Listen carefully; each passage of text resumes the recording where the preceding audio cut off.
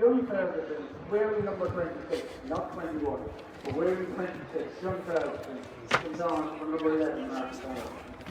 Actually, told them. And for Wolfe told number 18, Aaron Lyman, is on for the Rover line. The 14th, so, Colmcille. Number 1, Justin Kelly, full back line, Tony Quickly, Colby Bond, and Jim Drive. Half back line, Corner Courtney, and number 6. So we're all welcome here on the Ideal Bathrooms Meath JTV. It's Kieran Flynn here, the County PRO, and I'm joined by We Are Meath's David Rispin and Courtown GA specialist inside forward. So he's going to be the lead commentator today, and I'm on camera and co-commentary. So Davey, it's over to you for the day. Yeah, it's the best introduction I've ever got, Kieran. Since the last game. yeah, thanks a million, and you're very welcome to Park Talton for the main event this evening between Wolfe Tones and Gaeil Colmcille in the 2020 Feis Cup final. We'll run you through the teams, and there's a change to the programme for each team, but we'll get to that in a second. Starting with Gaeil Colmcille in goals, we're number 1, Justin Carey Lynch. Number 2 is Johnny Quigley, fullback. Where number 3 is Paulie Tormey, and number 4 is James O'Reilly. Wing half back is Conal Courtney, anchored in the middle by centre half back Geordie Muldoon, and the other wing back, where number 7 is Shawnee Kern. Midfield, where number 8 is Philly Ward, and he's joined by the captain of the side, Liam Ferguson. Where number 10, it's Evan Sheridan coming into Ferguson, and county man Fionn Riley wears number 12. Corner forward, where number 13 is Seamus Matamo. Full forward, Ryan Farnham wearing number 14, and top of the left is Brian Bean O'Hanlon wearing number 15. Now just moving on to the Wolfe Tones team. In goals for them is the old stalwart back out of semi-retirement, it's David Nolan. Cornerback coming into the side, late change, wearing number 18 is Alan Lynham. Number 3 is Adam O'Neill, 4 is Connor Shepherd, 5 Niall O'Reilly, centre half back where number 6 is Shane Glynn, and 7 is Aina O'Kelly Lynch. Midfield is Alan Callaghan, and he's joined by Porrick Diamond. Caelan Ward wears number 10. His brother Keane is centre half forward, and he wears 11. And Thomas O'Reilly is 12. Oisin Martin is corner forward. Cian O'Neill is the full forward, and where number 15 in the other corner is Sauron O'Finnegan. So Kieran, I suppose 2 teams who made great strides last year but didn't end up getting this final played. They've already meeting in this year's edition of the Feis Cup. They're going to meet in 2 weeks' time or 3 weeks' time in the championship. So this is going to be the second of at least 3 meetings this year. Give us your thoughts on it. Fascinating duel in prospect. Definitely, and 2 of the better footballing sides in County Meath over the last 10, 15, 20 years are Gaeil Colmcille and the Wolfe Tones. Both sides play an exciting brand of football, be it through kick passing or just the sheer ferocity in which they play the game. There's a lot of names, household names across County Meath that you've listed out there, and it's going to be some ding-dong battle between those. Of course, the favourite side would probably go to Gaeil Colmcille. They've probably played the better football in knockout championship over the last, we'll say, 5 or 6 years. But the Wolfe Tones have a lot of younger lads coming through, and there are some exciting inside forwards. They're a very fit team. And then, of course, they have a few lads like the likes of Cian Ward and that, who are probably just the wily shooters that can get you over the line. So it has the potential to be an excellent game. And we're joined here. There's 75 of us watching at the moment. We're about, closer to about 7 or 8 minutes before throw in. If there's any technical difficulties or sound problems, pitch, or just comment under the page. And if you've anything about the game you'd like to comment, anything you see, we don't see, or you'd like us to talk about, please do. But definitely, Dave, it's going to be some game. Yeah, absolutely. I suppose Wolfe Tones probably have the better form in recent weeks. They finished the 2021 Feis Cup the stronger of the 2 sides. They'll actually be contesting the 2021 final as well. Gaeil Colmcille fell short. They were beaten by St Peter's Dunboyne in the final round. They got a bit of a hammering against Summerhill as well. They've lost. There's an injury just there in the warm-up. Yeah, I see it. It seems to be a substitute down there. I'm not really sure what it is. It was a collision anyway. Is it possibly Sean Cleary? I'm not quite sure. I can't really see at the minute. It could be Sean Cleary's son at Cons. It doesn't look to be that all that nice. He seems 26, number 26. Yeah, Sean Cleary. Yeah. So we'll just we're not going to zoom in anymore. No, the physio is tending to him. I was just going to say about the injuries, Kieran, because Oisin Riley one of the talismanic figures for Gaeil Colmcille. He's also injured, and I believe his championship might be in a bit of doubt as well. He'd be a massive loss for Gaels. And Martin Barrett has been a late withdrawal to the side. He was programmed to start at centre half forward, but he's been withdrawn as well. Failed a late fitness test. So I suppose two key players for Gaeil Colmcille missing, and you'd have to say it's probably advantage Wolfe Tones. Yeah, it looks that way, but you know yourself, it's never as simple as the pre-match kind of guessing and who's playing where, and a lot of talk goes into programmes and dummy teams and all this kind of stuff and who's playing in what position. Most of these players will know each other off the field and on the field quite intimately, and there's no kind of secrets really of what to expect. There's some of the better footballers, as we said, in senior football in County Meath, and I wouldn't be surprised if it starts slow but it picks up kind of in a crescendo, and definitely there'll be pockets of the game where it's absolutely ferocious pace. But I think there might be a bit of shadow box. That was a phrase we had before the game, so possibly with championship upcoming, will they show their full hand? I don't know. It's a simple enough Gaelic football, really. It's a simple enough game, so I don't know how much hiding you can do when there's a final to be played out there. Yeah, I suppose Kells have kind of cut their teeth, or Gaeil Colmcille have cut their teeth on Feis Cups and leagues in recent years. They've been extremely successful, and they've treated these competitions with the utmost of respect. And Wolfe Tones, as you see, they're going to be competing in back-to-back Feis Cup finals now as well.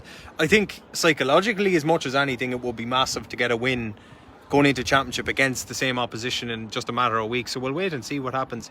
Cuda Tormey's another player. I just see him down below us here. He's another player not obviously tugged out for Gaeil Colmcille. I'm not sure, was that a suspension maybe from last year or something from the semi-final? Could well be. So they're down 3 what you would say automatic starters, so that'll be interesting. We're just going to pause for Aaron and Veen here in Park Talton.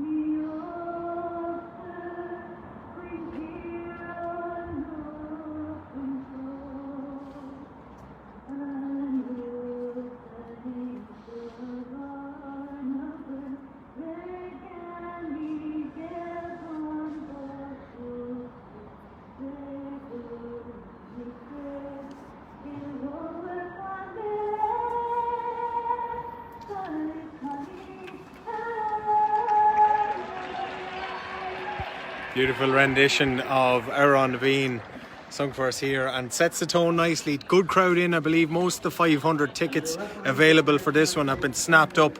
Keith Sheeran from Drumcondra is the referee for this evening's massive Feis Cup final, so we wish him well. Kieran, ready for action. There's nothing better. The sung anthem just adds a bit to it. Just adds a bit of atmosphere to a game. The crowd definitely, 2 well supported clubs. The 500 limit might seem like about 3,000 or 4,000, I think, when there's a few collisions come in.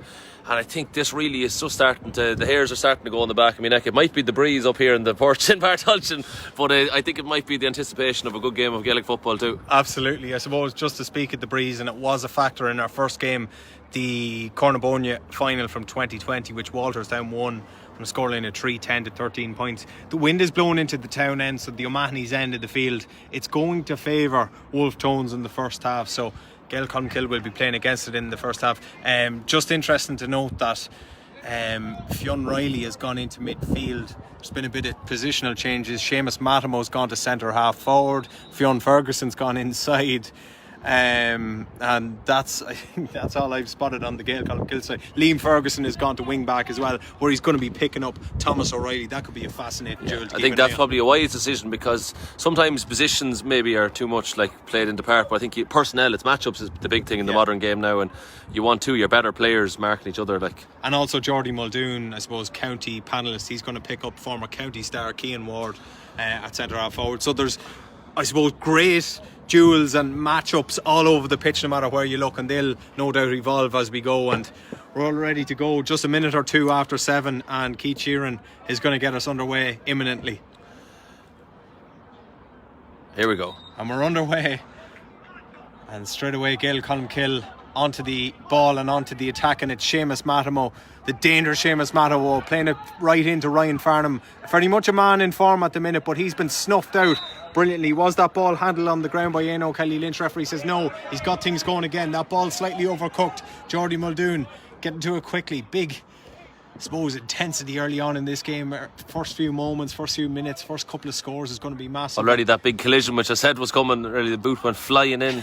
Yeah, there'd be no love lost between these two. Would be a good local derby as well, and Gaeil Colmcille looking to stamp their authority on it early on with plenty of early possession and trying to penetrate that Wolfe Tones rear guard. They've dropped 14 men right behind the ball, so 14 men in their own half of the field, and Liam Ferguson trying to break the lines with a ball, but it was well intercepted by Shane Glynn, and he's got the ball back from Thomas O'Reilly. And here's Cian Ward, first involvement for Wardy. He plays it inside, ball well intercepted that time by Aino Kelly Lynch. He did well to read it. Great tackle. Fionn Ferguson did well, and again it was taken off. Good decision by the referee to play let it play, and Thomas O'Reilly has a bit of time and space. Can he cut in? He does cut in. Geordie Muldoon, was he fouled? He was, and it's going to be an opportunity for the Tones to get the first score of the game.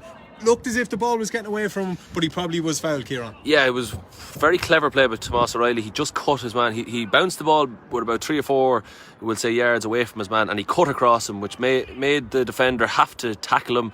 And of course, with the body like that arched across, he just had no choice but to pull the jersey. And that's just kind of savvy play by an inter-county forward, as Cian Ward, he's pretty much probably a 95% or more shooter.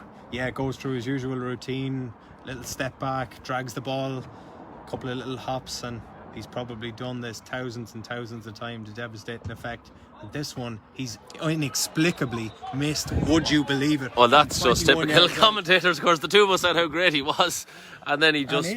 Yeah, it still is, but that's just typical commentators. Wow, that's an incredible miss from a player of the stature of Cian Ward, I suppose, and a massive let off for Gaeil Colmcille. Bit of a kind of a Cork GA jersey on Justin Gary Lynch. I was just going to say it looks like Alan Quirk's old jersey, or Donald Cusic's old jersey. We'll go with Cork, I think, I'd say, for obvious reasons. Yeah. Both Cork men, but interesting one. And Gaeil Colmcille do have possession with Seamus Mattimo making a typical penetrating run from deep. Nice ball inside to Beano Hanlon. Lovely dished off to Fionn Riley. He has one thing on his mind. Riley for Gaeil Colmcille. Back in the net. Great goal. And that's the danger of Fionn Riley. It was a lovely move right from the kick-off. Seamus Mattimo knew exactly what he wanted. Beano Hanlon got it in his spell. He plugged it off. And Fionn Riley, once he got inside the cover, jinked inside. Easy finish with his left foot past David Nolan. Huge score for Gaeil Colmcille. Tremendous effort, and it just probably a lesser player would have decided to hand pass that over the bar. We see it so many times, but Fionn Riley just saw the goal beckoning, and he just said, I have to get the goal, and he did, and that really sets up Gaeil Colmcille to win this Feis Cup final. Yeah, absolutely, and it just shows one bad miss at the other end, and Gaeil Colmcille punish it from the resulting kick out, and they've got a free here. Liam Ferguson was brave and he was fouled, and Seamus Mattimo was eager to get things moving again. He is going to play a little bit deeper of a role than we've probably become accustomed to with him, and he was heavily involved in that first goal, and you could see why Larwall, Con Cleary, Niall Flanagan, Paul Murray and Mickey Foley, who's the latest addition to the ever-growing Gaeil Colmcille management, have put him there and getting a tune out of him already. Here's Fionn, the goal scorer, getting involved straight away and finding James Riley on the far side. Muraden and Raiden wing back. Did he handle that on the ground? Keith Sheeran said he did. Good call again. And because he fumbled it. You're allowed to bring the ball down and bring it back up, but not if you fumble it. He lost possession of the ball, so a wise call by Keith Sheeran. And a bit of a let off because the ball looked like it was getting away from Cian Ward, but they managed to retain it with Thomas O'Reilly, the county star. He threw it up to himself.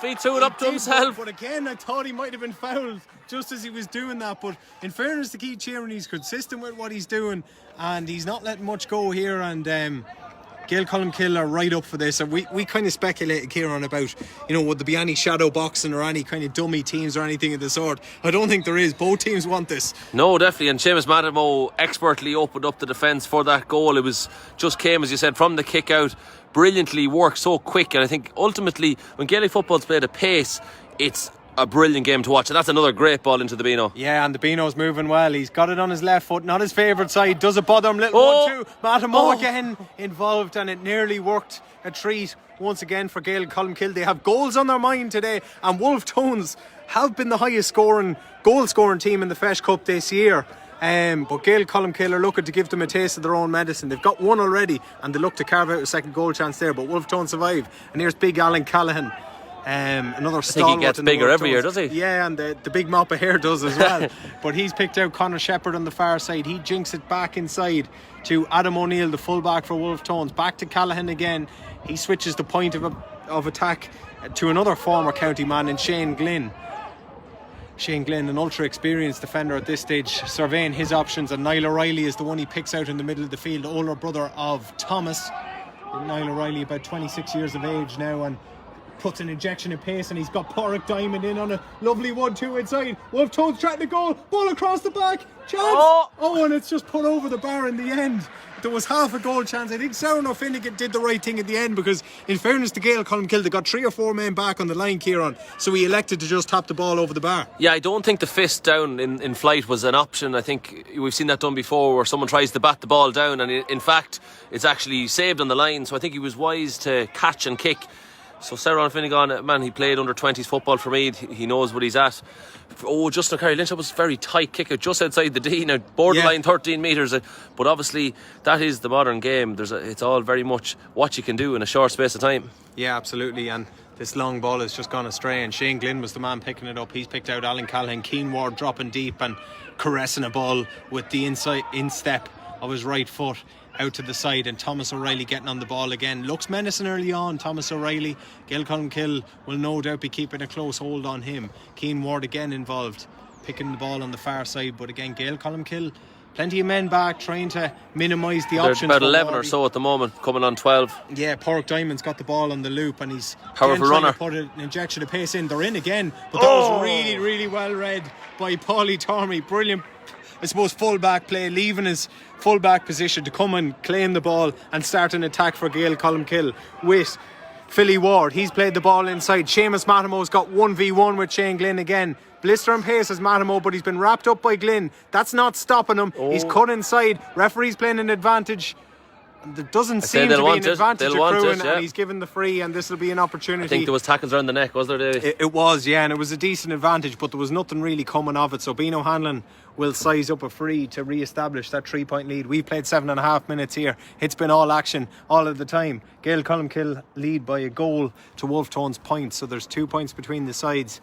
And Beano Hanlon has a chance to put 3 between them, but he's gone short, and he's played it into Fionn Ferguson, who got it in his instep, turned, it's at the inside of the bar and away. What an effort that was from Fionn Ferguson. And just as we seen it in the first game, the woodwork, and I don't know, was there an accidental, did Fionn accidentally stand on the defender in question at the end? But my word, it was quick thinking from Beano Hanlon. Fionn did a pirouette spin, and on the instep it was a brilliant effort. It looked like it was going to go into the net. Somehow it stayed out, and a massive let off of the Tones. I suppose it's probably the third genuine goal chance that Gaeil Colmcille have carved out in the first 8 minutes. Yeah, and it's probably something similar like to we see at the Connell Finn just says on the Gaels. When you see just say Dublin at a senior inter-county level, their biggest weakness is obviously conceding goals, like nearly every other team in the country. But the only way you're going to beat them, as Nuala Brennan says, come on the Gaels as well.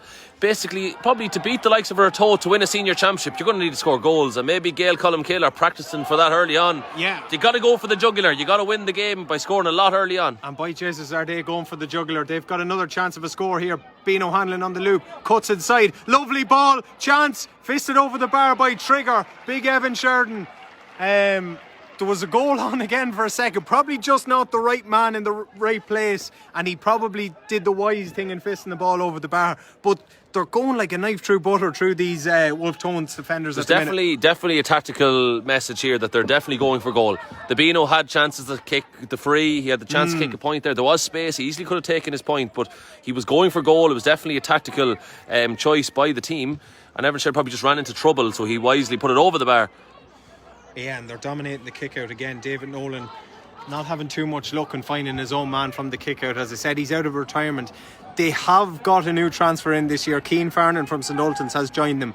To me, it looks as if he's going to be the number one. But of course, he didn't play for Wolfe Tones last year, so he's not eligible to play in this final, which is a 2020 final. They're in again, and Nolly, in fairness to him, got a hand on that. I think it was Ryan Farnham who made the run. But yet again, Gaeil Colmcille getting in behind the Wolfe Tones cover and causing havoc in there, Kieran. Yeah, and again, possibly another opportunity for a point, and going for the goal. You're only winning by 3 points, Gaeil Colmcille. If at this stage, if they'd taken all their points, they'd be winning by nearly 7 or 8 points. You know what I mean? And this is the risk reward. Like, if we scored 3 goals, Gaeil Colmcille would be laughing here saying we're up by 9. But at the moment, they've only scored the 1 goal. They've hit the post. They've had opportunities. Maybe going for the jugular a bit too much. Maybe there needs to be a bit of bit more kind of conservative, maybe point taking. If kicking a point is a conservative fucking thing to do. Absolutely, and this is going to be definitely an opportunity that I can't see Beano Hanlon playing short. He will most definitely go for the score here from the resultant 45. We've seen him doing it on countless different occasions. He's a class act, and he's been doing it for years. Familiar stance, familiar strike, and familiar result. What a finish from Beano Hanlon. Brilliant. Easy as you like. Gaeil Colmcille establish a 4-point lead. They lead by 1-2 to a point, and I think Wolfe Tones will be pleased enough with that, because it arguably should be more than 4 points, Kieran.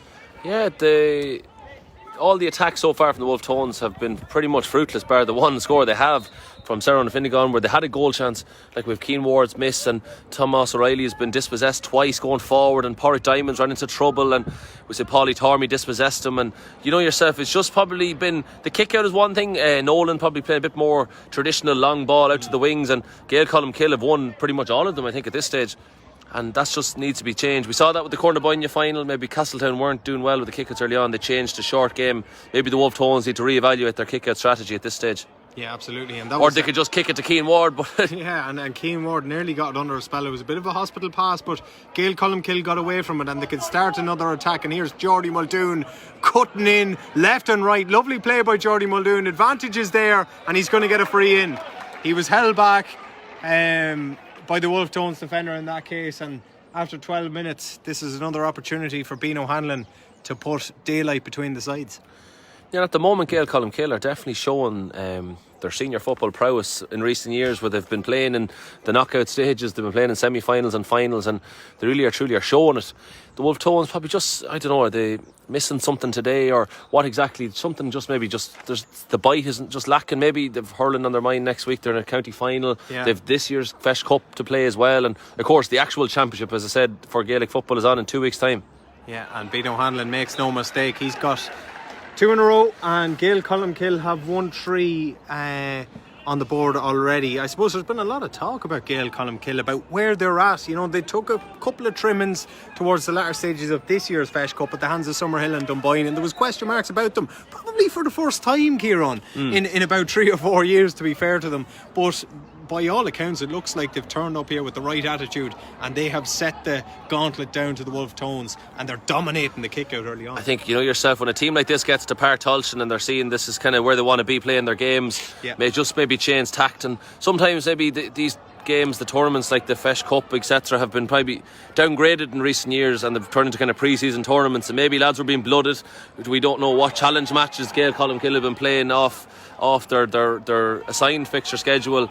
What kind of lads have been on holidays and injured, have they been given a bit of freedom because they've been in so many late campaigns in other years. So there's a lot to consider.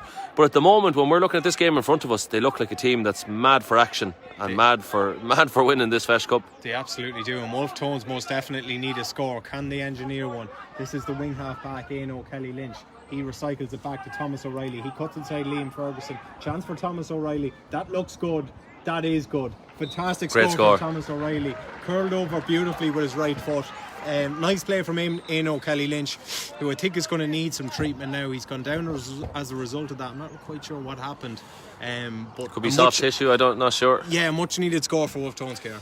Yeah, and it's the kind of lads like Aino Kelly Lynch, who's a fast mover, was able to, he probably got the ball, he passed and then checked the runner, allowed Thomas O'Reilly to break the tackle and get the score. And he's the kind of guy, when he's in open space, he has the ability to score.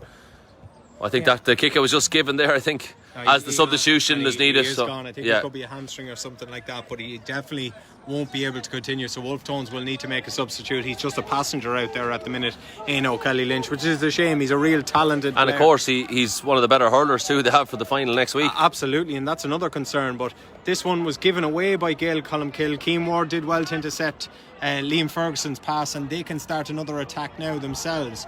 This man on the far side is Caelan Ward, the youngest of the Ward brothers. Faker's out injured at the minute. Keane Ward going long, a little bit too long it looked, but they managed to keep it in. But Gaeil Colmcille defending like beavers back there, and they did well to get it. They're still trying to organise the change over there for Wolfe Tones. I'm not really sure his communication. It seems they've just got over to the sideline. That's about 2 minutes after the injury, so they'll want to make that change fairly sharpish. We have played 15 minutes, so we are in water break territory any minute now. But Gaeil Colmcille are on the attack again with the captain Liam Ferguson. Oh, that was a high one. Bit of an ugly challenge that time by the full forward for Wolfe Tones, Cian O'Neill.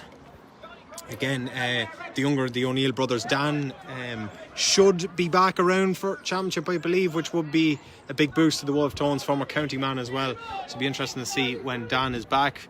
Fionn Riley, present day county man, he picks out Seamus Matamo, who a lot of people think should be a county man, and he is showing why with pace like this. Checks inside, he's got 3 for company, tried to play a ball inside, but that was really, really well read. Could have been a free. Good advantage though. Good advantage, as you say, Kieran. Keane Ward coming extremely deep to just get involved and start an attack in earnest again for the Wolfe Tones. Cian O'Neill, ball inside, big Alan Callahan, he has managed to spill it, but he manages to retain possession. He's got Shawnee Curran for company.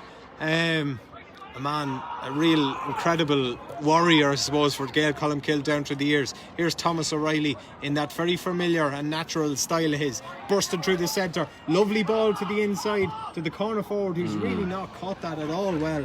That was Oisin Martin that time with his left foot.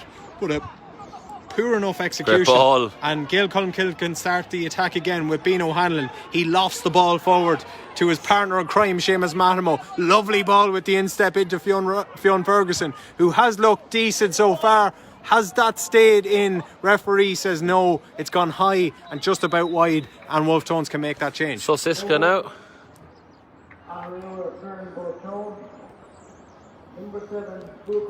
It's Brooke O'Finnegan who's come on, the second of the O'Finnegans to take his place in on the team.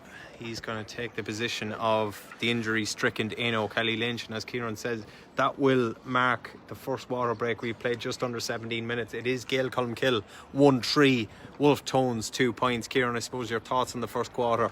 Yeah, well, it's been all Gaeil Colmcille pretty much. Even though it is only 6 points to 2, it could be more. Gaeil Colmcille have so many goal chances probably left behind, but they really are showing dominance at the moment. The Wolfe Tones are struggling to get the ball out of defence, and they're struggling to maintain any kind of meaningful possession in the forward area. But the credit has to go to Gaeil Colmcille.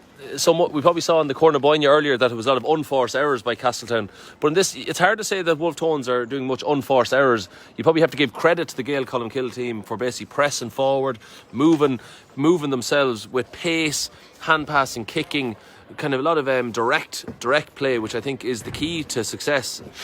And again, I said open it to the public that are watching. There's 240s on at the moment. If you have any comments or you want to make a statement at all, feel free, or say, come on, your team, please get engaged with us. But at the moment, it's all Gaeil Colmcille, Davey. Yeah, absolutely, and the sun is coming out. Great evening sunshine coming out in Park Talton after the rain we had earlier on in Tullamore. And again, what a win for the Meath Miners. Leinster champions again.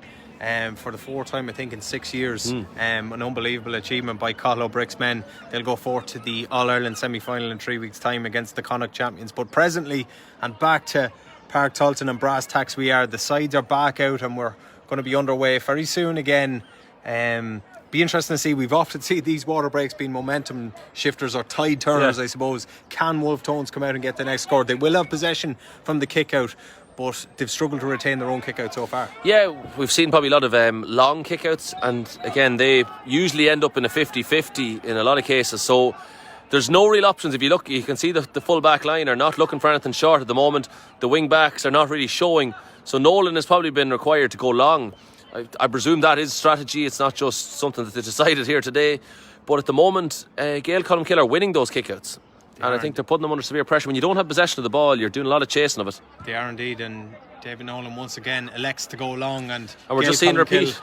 Elect to catch the ball and start an attack, and that time it was won brilliantly, I think, by Conal Courtney. JMB declares says watching in Aberdeen, I'm on the tones. Good to hear. Great city in Scotland. Kieran Flynn and myself have it on the bucket list to visit soon. Here's Shawnee Curran. If they're looking for a commentary team up there, we'll do any game for free. Yeah, absolutely. Shawnee Curran switching wings, and he's picked out the marauding Paulie Tormey. The fullback has gone walkabouts, and he's picked out Evan Sheridan, who you'd imagine will want it on his left foot.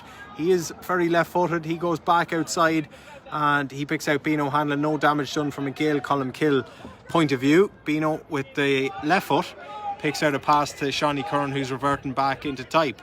Here's Liam Ferguson, lovely reverse ball to Shawnee Curran, and inside big hit on Philly Ward, but no damage done. Liam Ferguson with the outside the right, looking for his brother Fionn inside. Almost worked, but the ball just about carried through to David Nolan, and the Wolfe Tones can build again.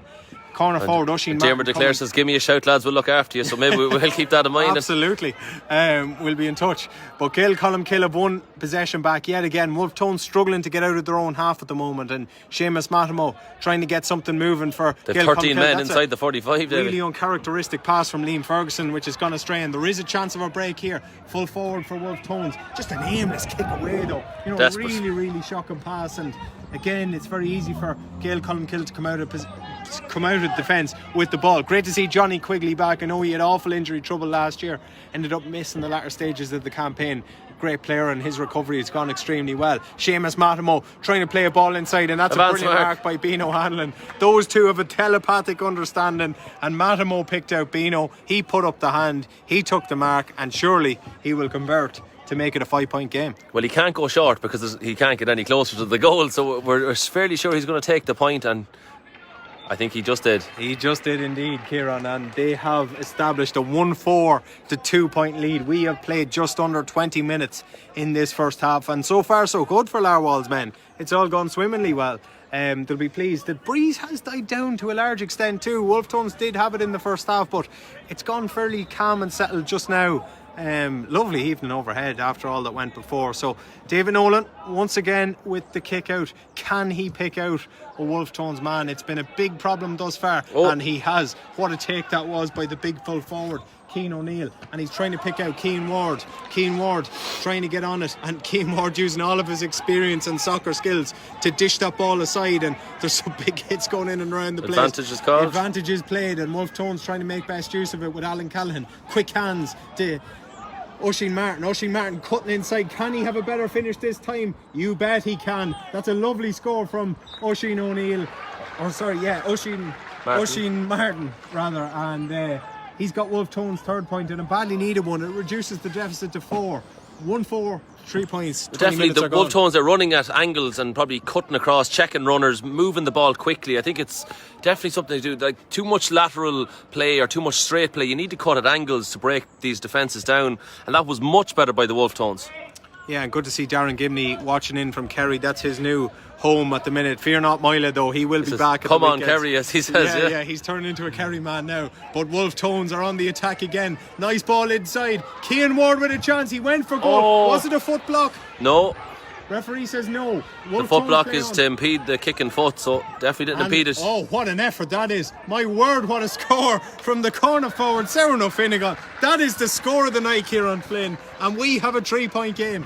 Yeah, and it's been a facet of so many Gaelic football matches since the water break has been introduced. Momentum changes with the water break.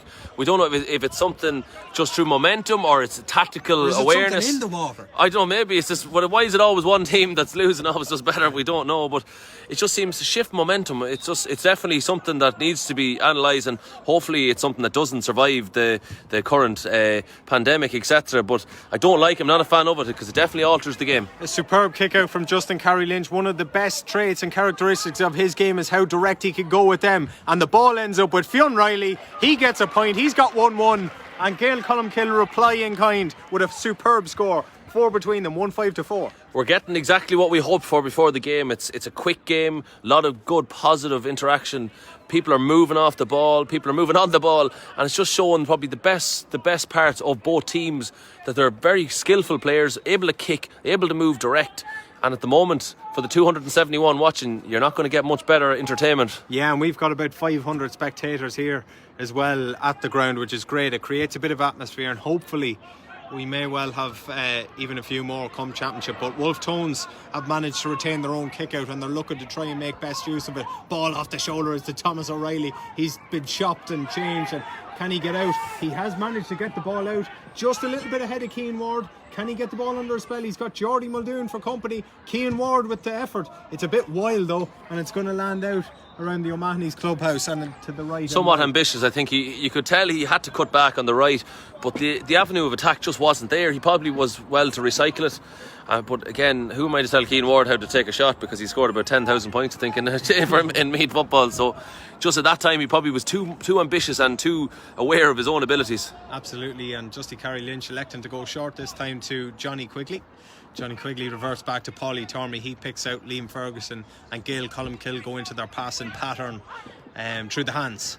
And Liam goes laterally, and he finds James Riley on the far side in the glorious August sunshine. All the Wolfe Tones bar Cian Ward are behind the ball at the moment. Yeah, Patrick Five from my boy says, when are they getting rid of the water break? I'd say as long as there's any kind of Neffet or any of those bios, I think we'll have water breaks. So let's hope this time next year there'll be a distant memory. Yeah, Cian Ward has gone inside as well. It seems to be he's going to play a little bit closer to goals and be a bit more prolonged and a central point of the attack. Fionn Ferguson, who was the late addition to the Kells team, he's moving well and he's got on plenty of ball.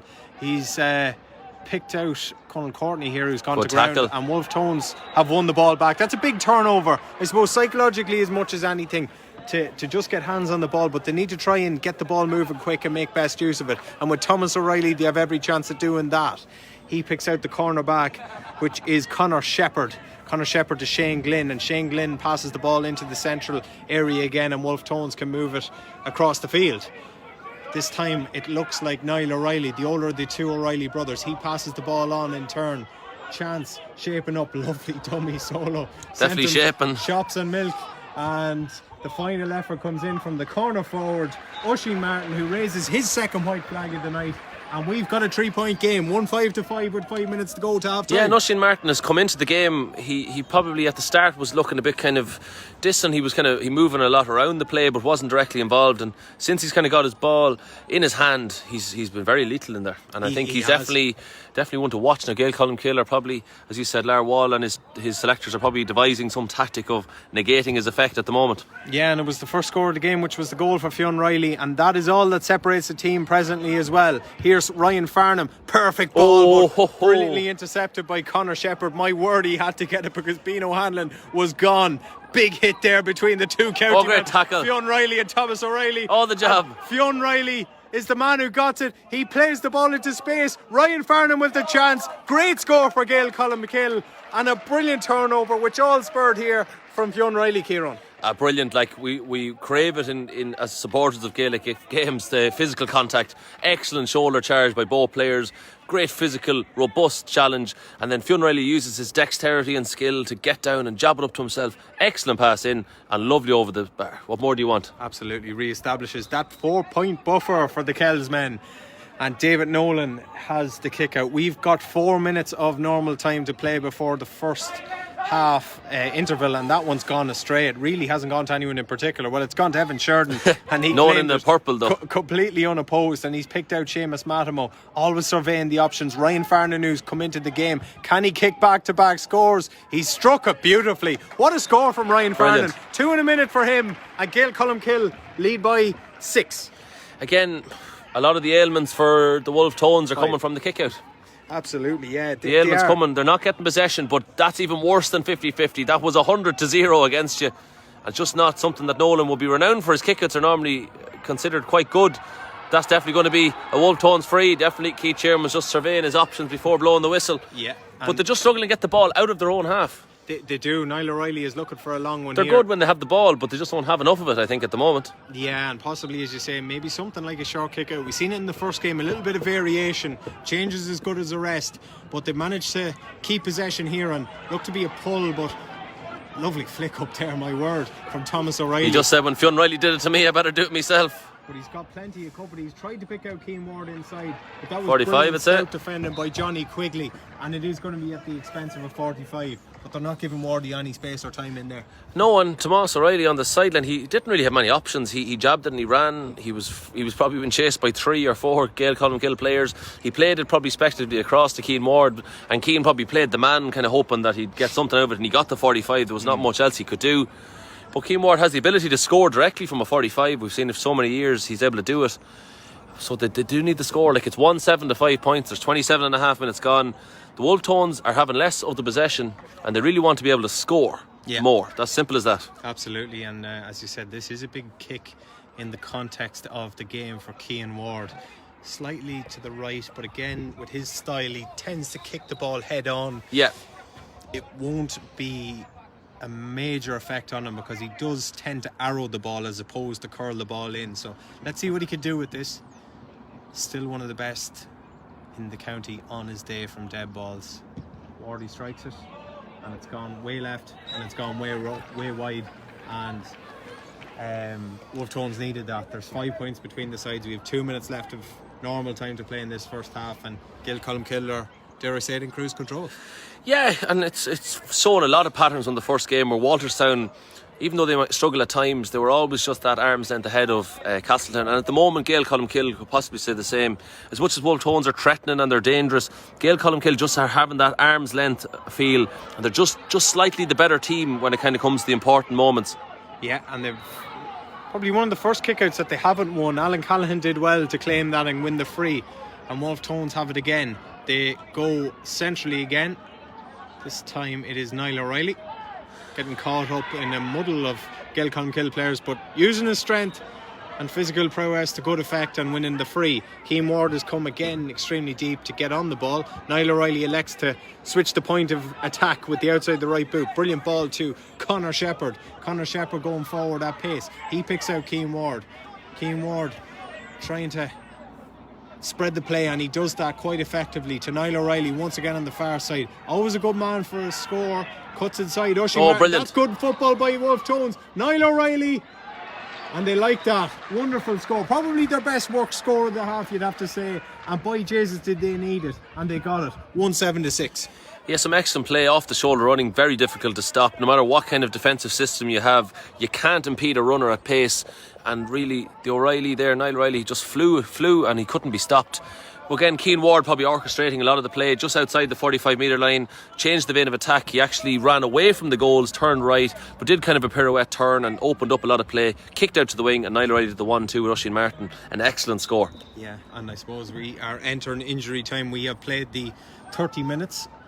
I think Wolfe Tones have pushed up on the kick out. They're forcing a bit longer, which is making it a contest, even though Gaeil Colmcille are winning most of the contest. But this is the danger, because when they lose it, Gaeil Colmcille have the run on them, and by God do they have runners, and Liam Ferguson is one of those. Evan Sheridan didn't really feel comfortable with it. Philly Ward, not the tidiest of looking passes, but Fionn Riley uses his soccer skills. Pick it up, they be shouting. And he obviously has a soccer background, having played a bit in Italy, and he used them to the best of his effect there, and it took a slide tackle from Adam O'Neill to deny him another shot at goal at the expense of a 45. Absolutely, he let the dummy run through his legs and then possibly had a chance to pick it up, but maybe he was wise to keep the quick feet going, and a bit of a Giorgio Cellini slide tackle then came across and he made sure there was no goal happening.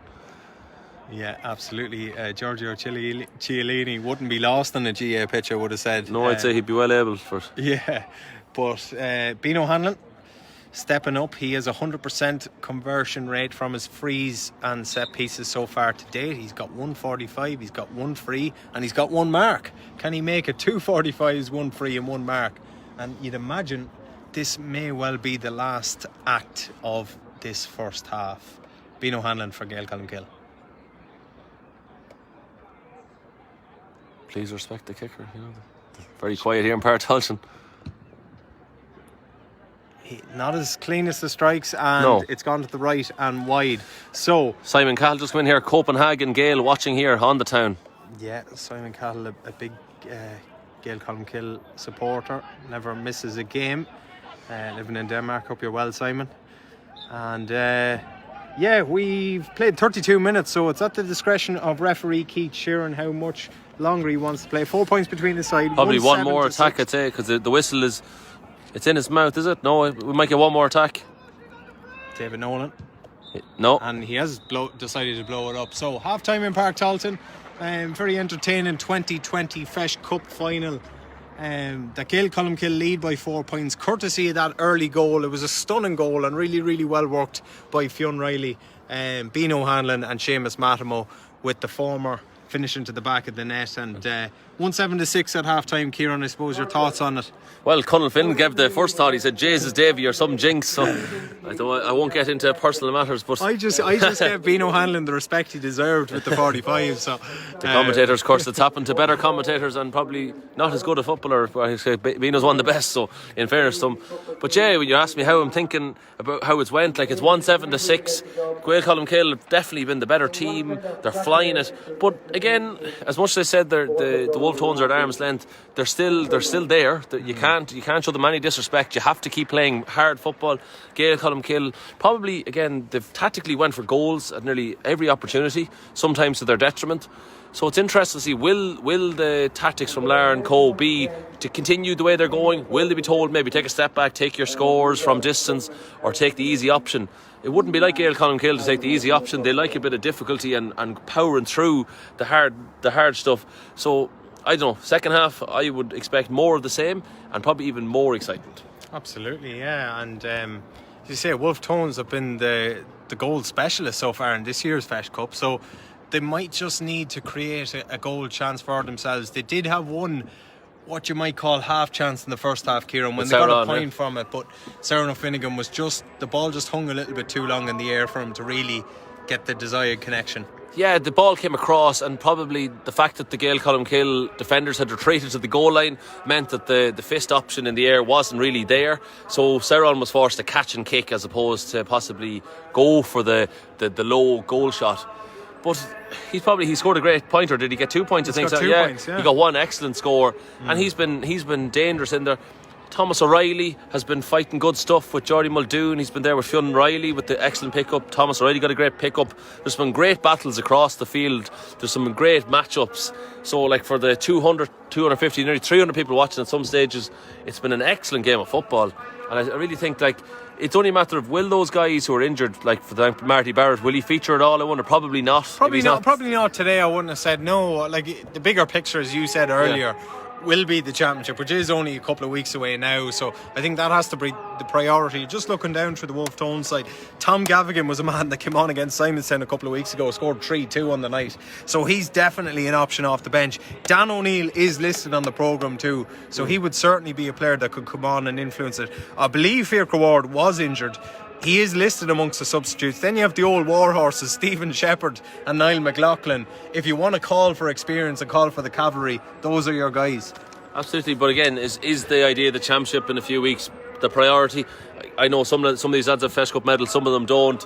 Different attitudes by different players, but I don't think high-level competitors like the majority of these players are going to leave Anthem behind. So if them guys are fit and required, the likes of Stephen Shepherd has never tried to lose a game in his life or not try, so he'll come on like an animal to try and win a game. And I hope some of these lads will come on, because you know yourself, sometimes when subs come on they change the dynamic and it can make it even more exciting. Absolutely. And maybe Gaeil Colmcille not as strong bench as we're sometimes used to, with the three guys missing through injury, but you have some options there, the likes of Danny McGovern, Stephen Reddy, the old experienced player, Cormac Matamo's a young player, younger brother obviously of Seamus, but they are maybe a little bit more limited in that respect than they would have been previously. So possibly that's something that Wolfe Tones, if those guys are available, they might have the edge on them.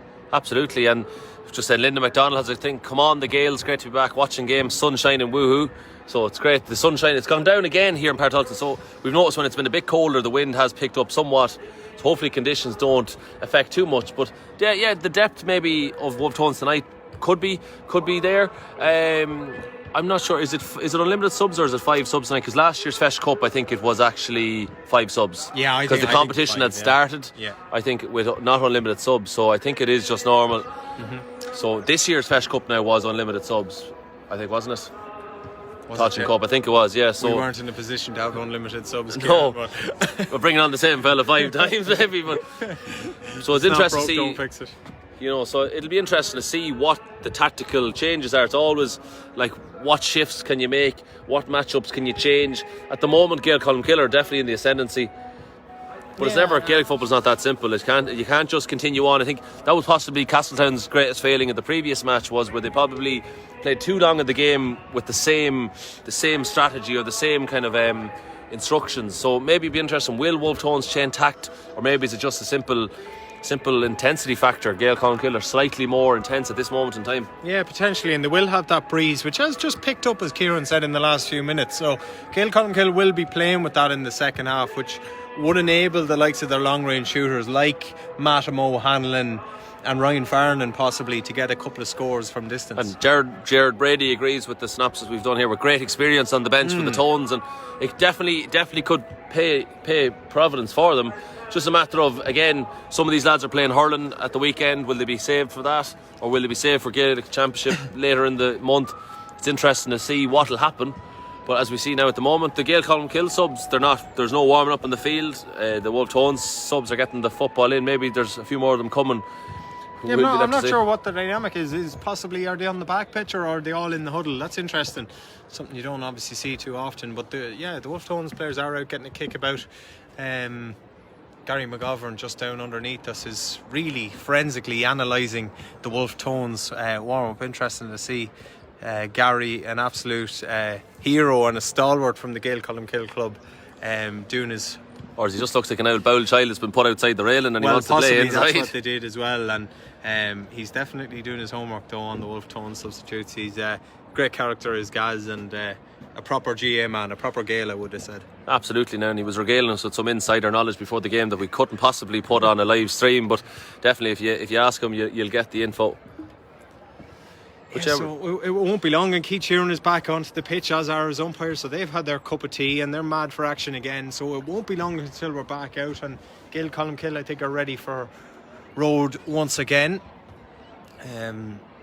So it's great to hear we've mentioned it so many times, but it is the kind of the rustling of the crowd across the field here. It's just great to have kind of a bit more normality at our games here. Yeah, absolutely. I suppose we were very fortunate to be at all of the games that there was nobody at, and it was a very surreal and eerie sort of environment to be in, Kieran. Especially when we were losing by how many points to Dublin last year. That was horrendous. I think we got the bloody Sunday commemoration, and it was kind of something to it was something to cherish, and then the football at least had a bit the better. But definitely at the games where we were some of the lucky few, that's why we hopefully when we bring these streams, the people who are in the diaspora and abroad appreciate it. And we were kind of debating that as a PR committee. We were wondering, would we bother doing the stream, and the people here locally can go to the game, but of course there's so many of you that are unable to get to games, so we said we'd do an out stream for you, so a bit of crack, so roaring and balling at a football match. So. Absolutely, what else would you be at? So we would have been here anyway, so why not provide a bit of a service to the people? Gaeil Colmcille have broken away from their huddle and they are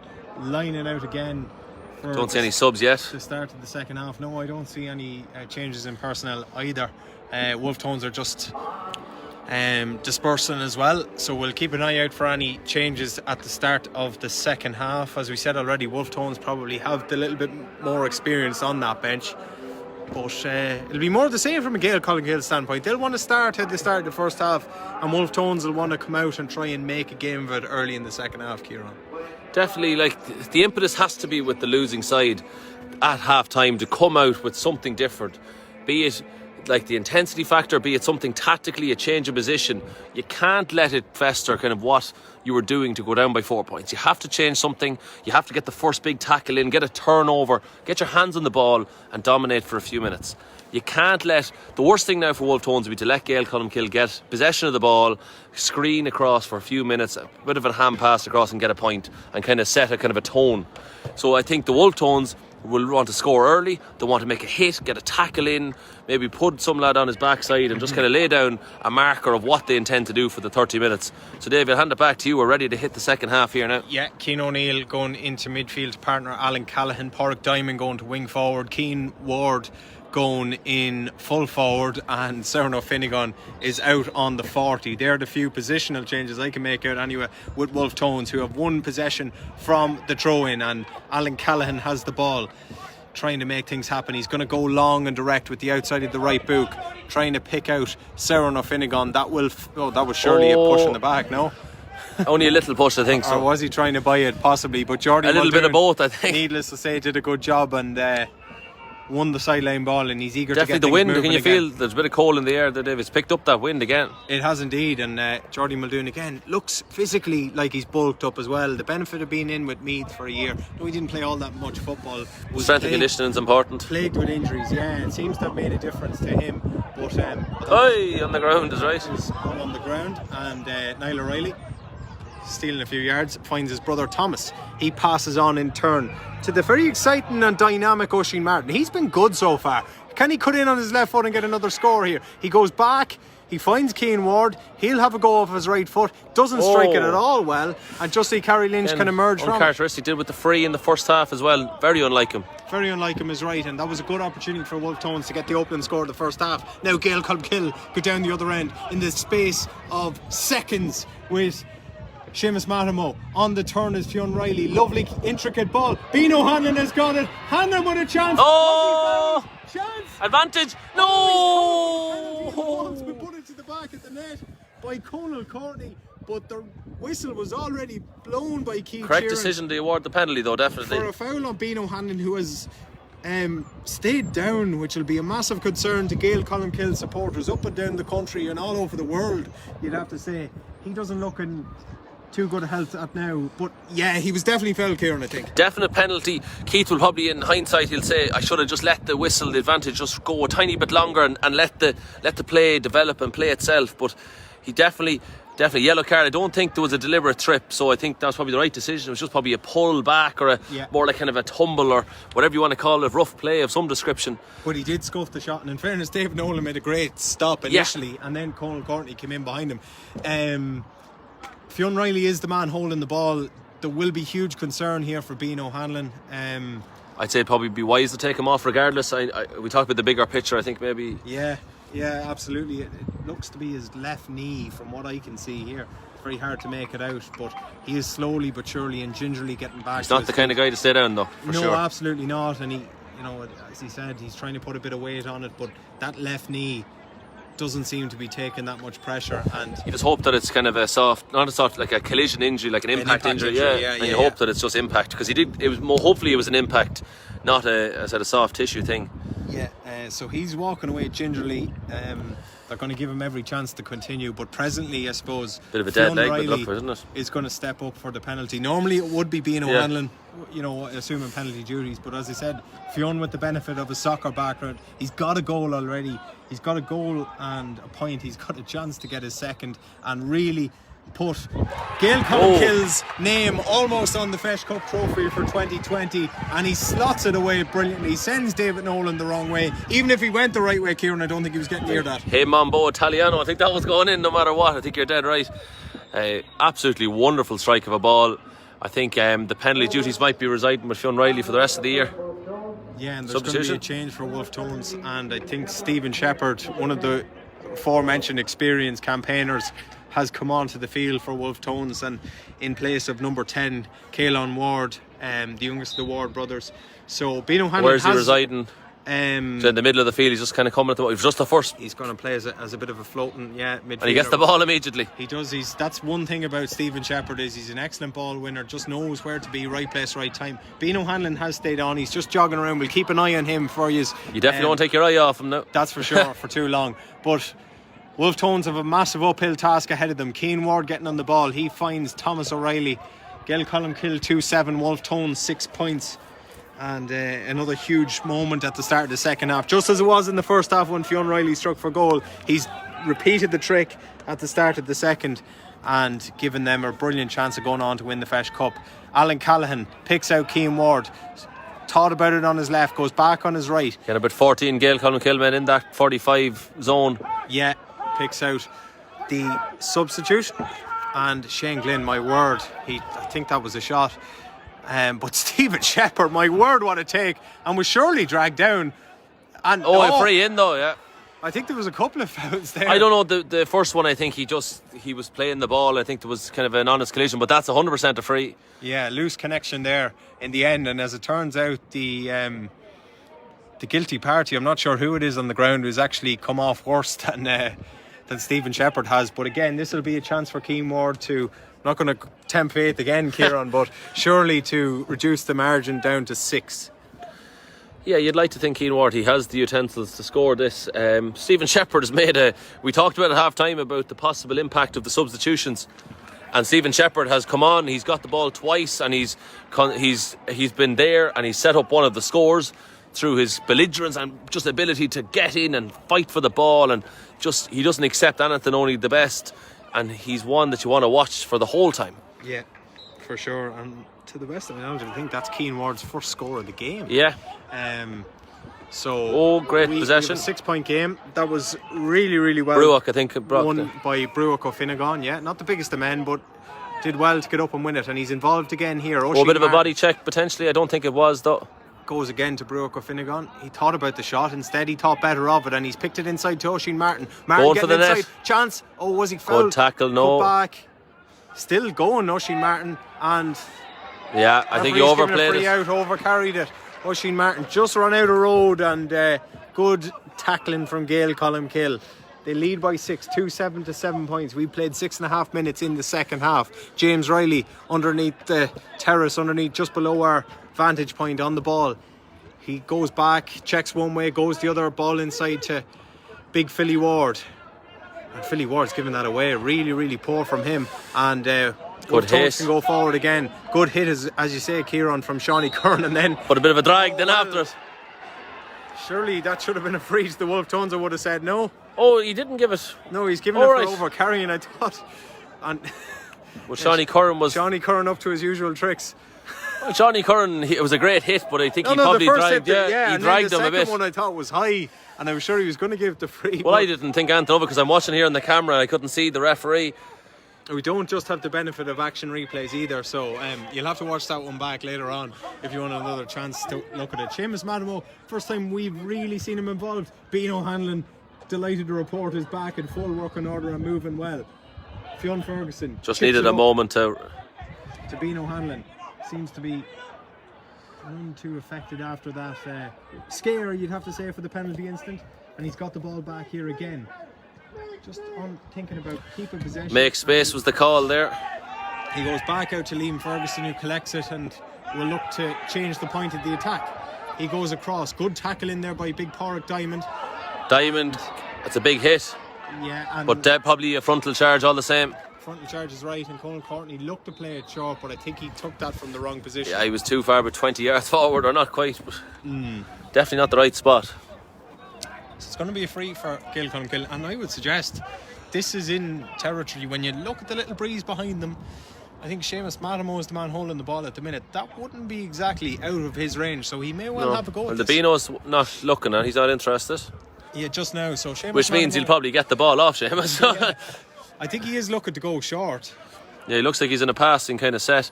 And look, the Beano is just in front of him, as you see on the camera lens here now. I'd be inclined to tell him to have a go at this, but he seems to be hell-bent on going short. Second, Evan Sheridan is getting spoken to by the referee at the moment. Yeah, and he's yellow got card. A yellow card from Keith Sheeran as well. Must be something off the ball, because the linesman, I think, went in there as well, so something must have happened off the ball. There was a bit of a cheer from the crowd, or a lament or a cry. So Seamus Madamo does go short from the free, and he picks out Fionn Riley.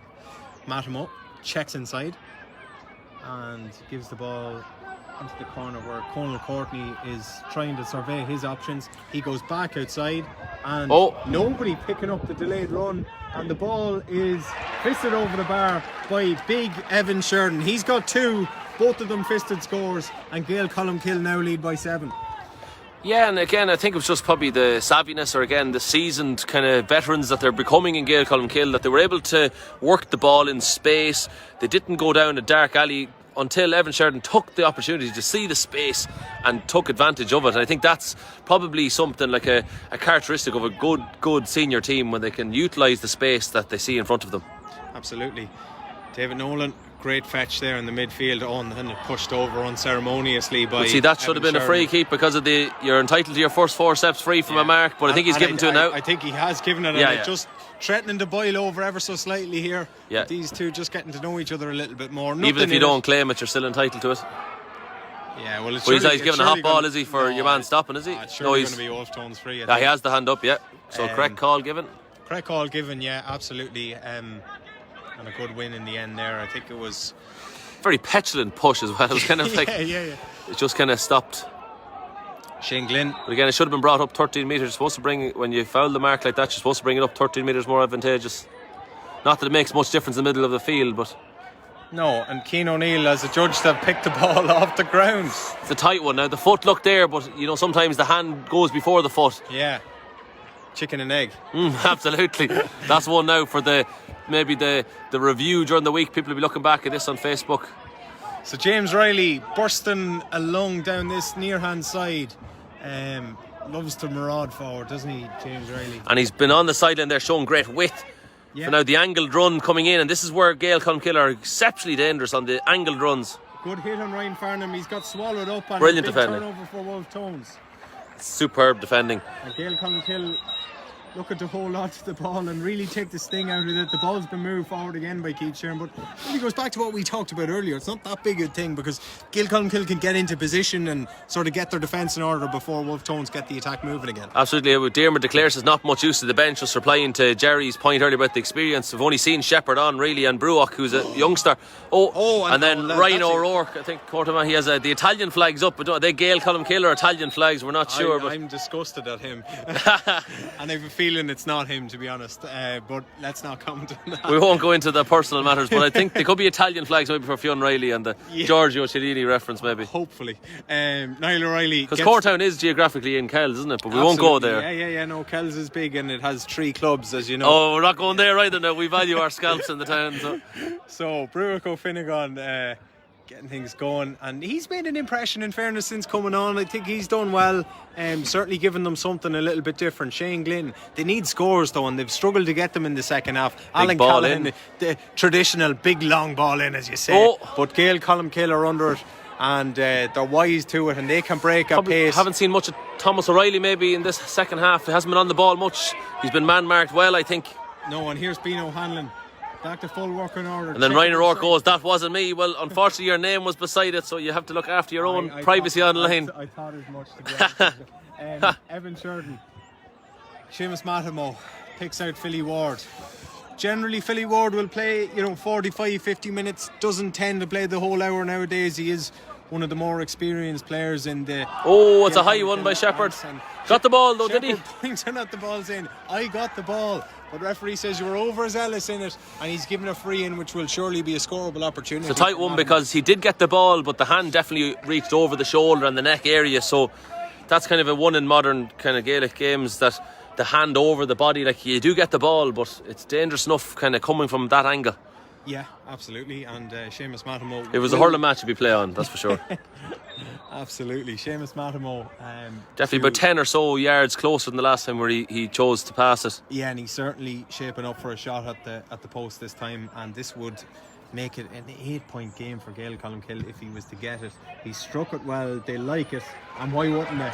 Umpire goes for the white flag, and there is 8 points between the sides. Gaeil Colmcille 2-9, Wolfe Tones 7 points. Yeah, they're kind of cruising at the moment. Like it's a somewhat lacklustre compared to the first half, but what happened in the previous water break was definitely a whole kind of momentum change. Not a complete and utter one, but definitely different from the start. So we're just hoping the Wolfe Tones maybe have something left to give, because at the moment they're just kind of petering out of the game. They are, and incredibly, that's actually Seamus Mattimo's first score of the game, would you believe? Yeah, but he's probably set up a few of them. Yeah, he's been heavily involved, absolutely, but he's been one of their chief scorers so far this year, so just interesting to see It's taken, 45 minutes for him to get a Great score. ball. No, it didn't. It just stopped to turn. That probably sums up Wolfe Tone's evening so far. Just really ominous, an aimless kick away, really. And Evan Sheridan, who's put in a great shift, can set them going again.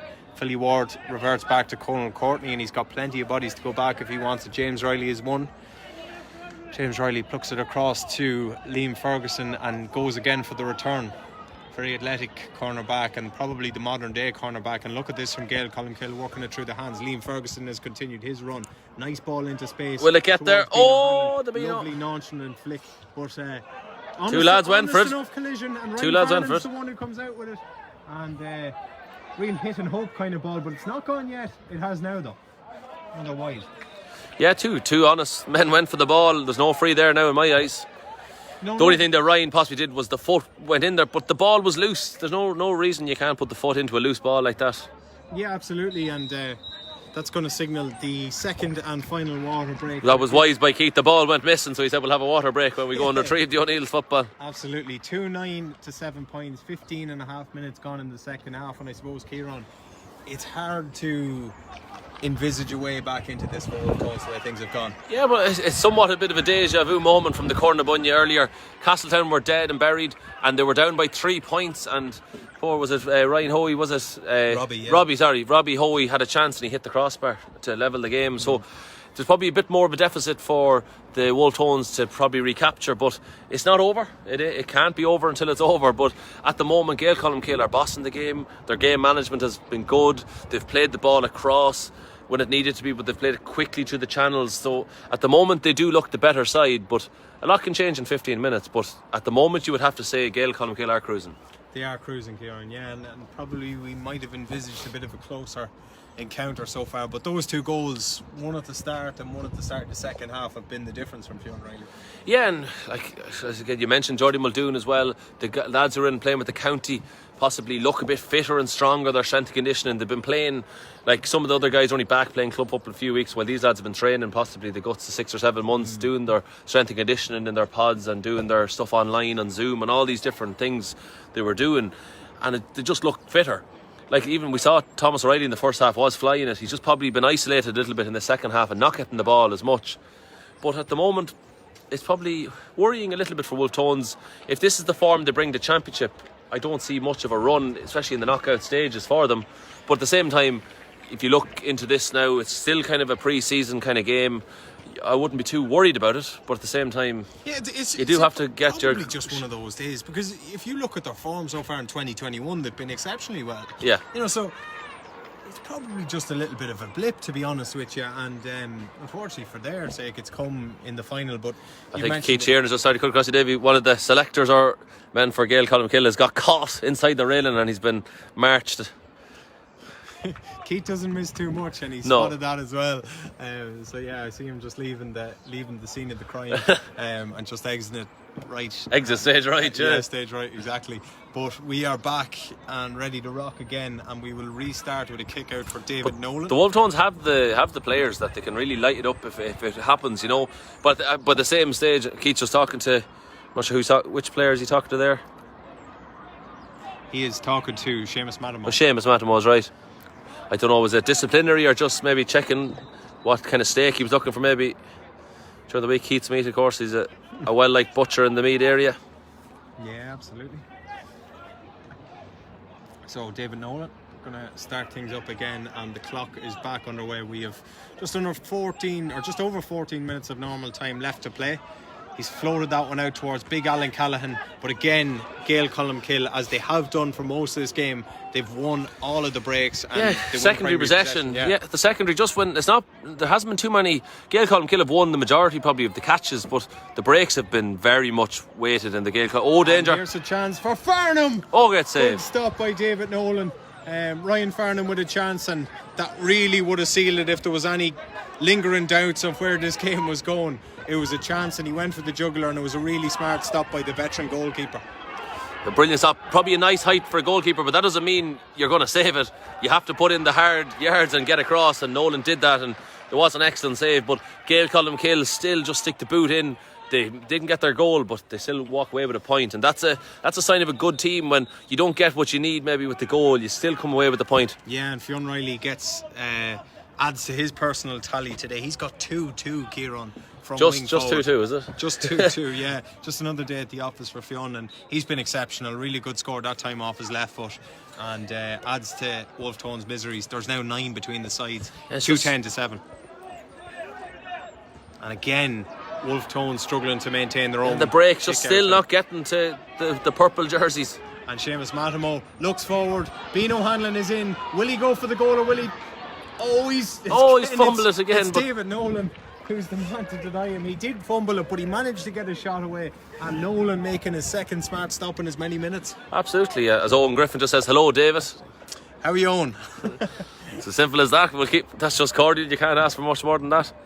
But that's just Nolan again. Beano probably fumbled it a little bit now for someone of his character. He probably should have buried it probably from 2 or 3 yards further out. But you have to say the defending was excellent too, and the goalkeeping was matched. So, but it all stemmed from, again, the kick out going astray, and they haven't been able to sort of change tack or change strategy. No, and even that time the break was theirs, and it was just they actually were turned over nearly. It was just nearly worse. They actually had the ball in possession, and they just didn't get out of there as the Beano that comes up to take his 45, and that's kind of like, that's like when you're not questioning like their enthusiasm, but you're just questioning maybe the choice. Why didn't they go down over the ball? Why didn't they just make the harder effort? Because the Gaeil Colmcille players are doing it, and they're stealing the ball from right underneath the Wolfe Tones players. Yeah. Very frustrating, I'd imagine, for the Wolfe Tones supporter out there. Absolutely. Beano Hanlon steps up. Familiar stance, familiar style, and familiar results. Unbelievable. Beano Hanlon gets his 4th of the day. He's got 2 45s, a free and a mark. And just another day at the office for Beano. One of the best set piece takers, I suppose, in County Meath still. And he's been doing it for the guts of 15 years at this stage now. Yeah, he's incredible really, and like when you say that he could have got the goal, it doesn't faze him because he'll score more goals and he'll get the points, and he'll bury a team just through kind of sticking with the idea of, and that's a great kick out.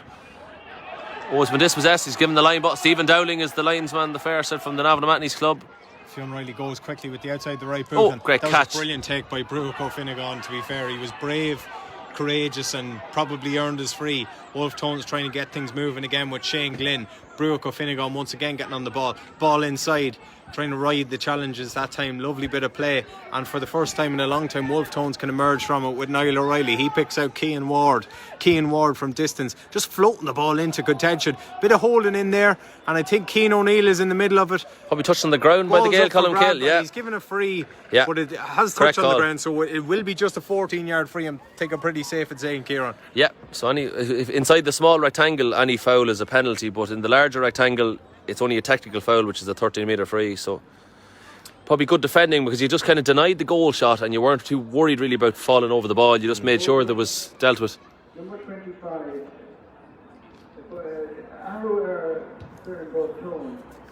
So Cian Ward puts the ball over the bar, and Pádraig Diamond has gone off, and the aforementioned Tom Gavigan, who came on and wreaked havoc to score 3-2 against Simonstown, is probably going to need to repeat the feat here to give no pressure Tom a chance. But anyway, Cian Ward has reduced the deficit to 9. It is now Gaeil Colmcille 2-11, Wolfe Tones 8 points, and we've got 20 minutes on the clock, so 10 minutes of injury time left to play as Justin Carey Lynch lines up a kick out. He goes long and he looks for Philly Ward, who looked like he got a nudge in the back. Again, only a little nudge. Who put his hands to his head thinking that the whistle blown was for a free out, but it was actually for a mark. And Stephen Shepherd goes inside, direct ball to Cian O'Neill. Cian O'Neill on the turn. Nice score from Cian O'Neill, is it? No, it's gone to the left and frustrating. wide. And again, frustrating, because as you say, Kieran, nice move, worked well until the final finish. Yeah, and it's something maybe could click at a later date. Substitution here for the Gaeil Colmcille team.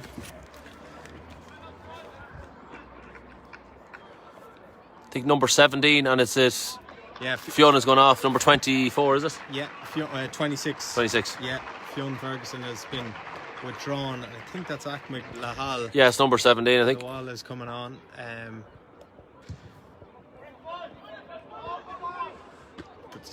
It's just again the primary possession is just not there, but the secondary's not getting there either, as Mattimo has it, and he's on that left foot, and generally that only means one thing, and it's over the bar.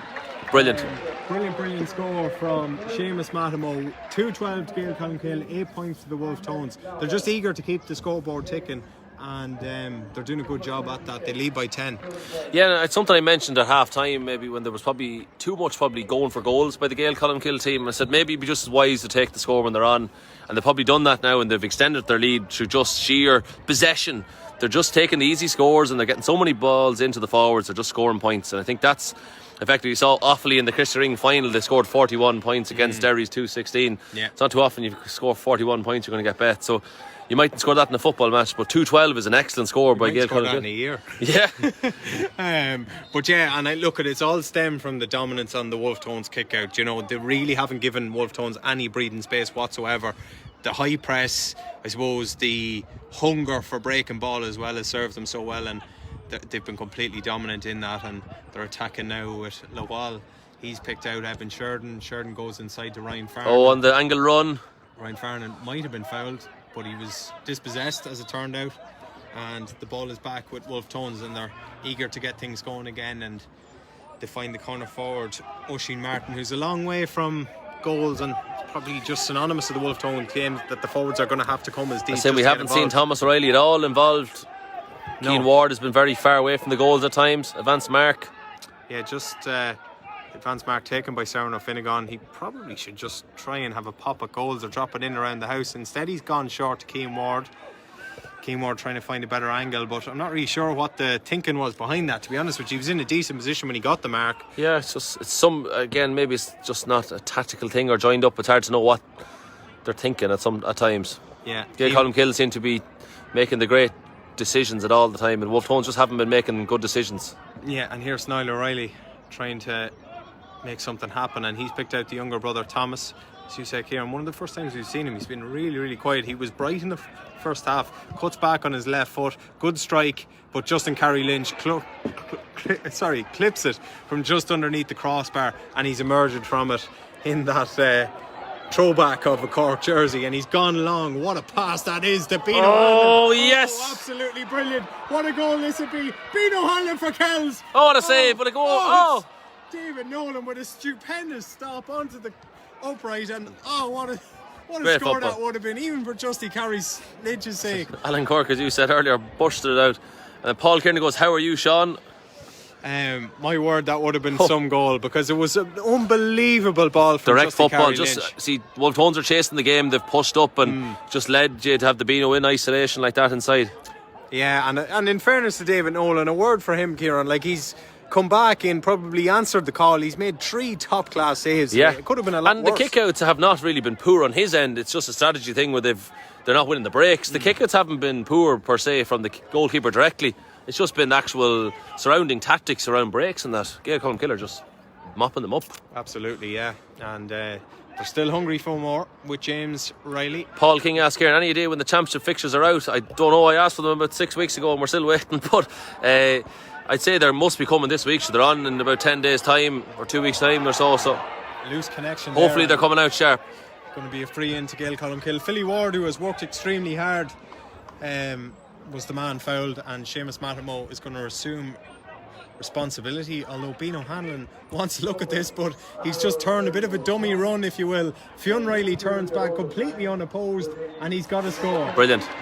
Fionn Riley has added to his tally. He has got a personal tally. There's a sub for Gaeil Colmcille. 2-3 out of Gaeil Colmcille's 2-13 in an all-round classic performance. And as you say, Kieran, substitute, and as I predicted earlier on, Philly Ward has got to the 50-minute mark and he's been withdrawn, but he's going to get a great applause from the Gaeil Colmcille faithful on the far side. He's put in a great shift. And who's come on?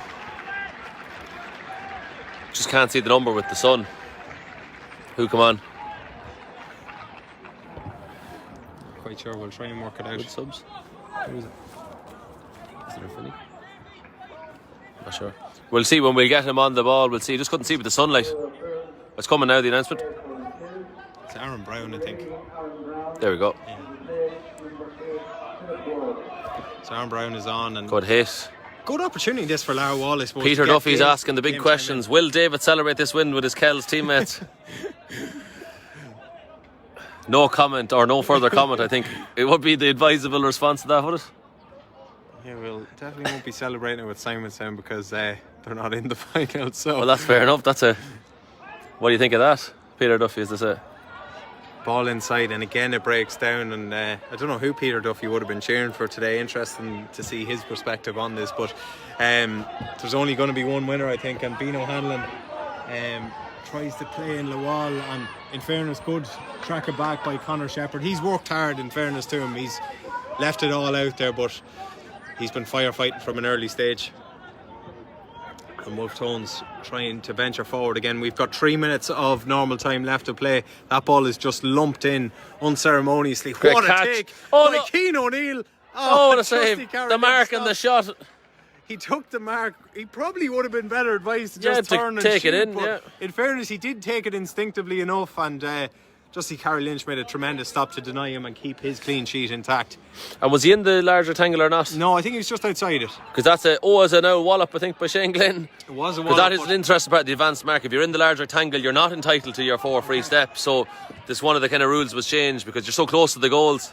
Yeah, Bino Hanlon turns onto that right foot, and he just What a score. lashes it over. Brilliant score for Bino Hanlon. He is just ageless.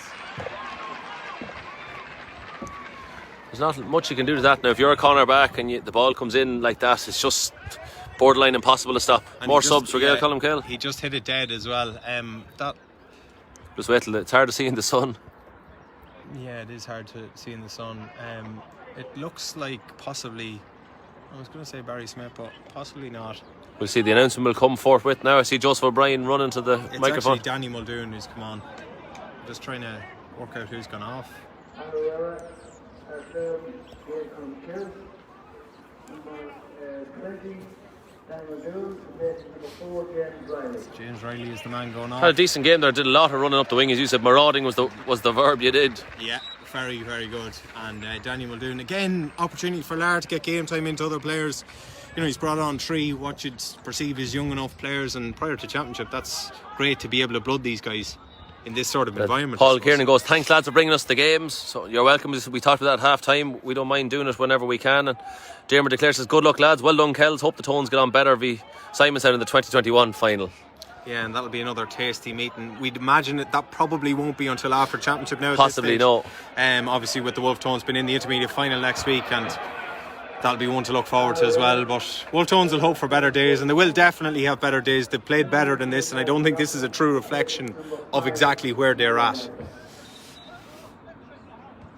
But the change, like number 5 come off. I'm not sure if it must be for the Tones. I didn't hear. Yeah, we'll try and work that one out as well. Niall Riley did come off. We're not sure who come on. Yeah, Stephen Shepherd still battling hard for the ball, and he's won it but ended up losing it. And there's going to be 4 minutes added time at the end of this game. Alan Callaghan just boots the ball long, doesn't really connect with it that well, and broken down really well by Geordie Muldoon. Here's Cian Ward still trying to engineer something, and it's the veteran Niall McLaughlin who's come on. Who else, I suppose, from Wolfe Tones battling away, and Great flick up. one of the great soldiers, former senior medalist, of course, and Seamus Matamo, I think, lost that in the sun. I know Conor Shepherd got away with one there. Could have been worse than it was, but the sun is quite, it is beaming from the Profound hospital. enough, yeah. Yeah, and I think Seamus Matamo just lost that one in the sun. Again, Alan Callaghan just belting this one long. It's a huge one down. Justin Carey Lynch elects the fist. Possibly Ball's under the back out. circumstances, the low risk option.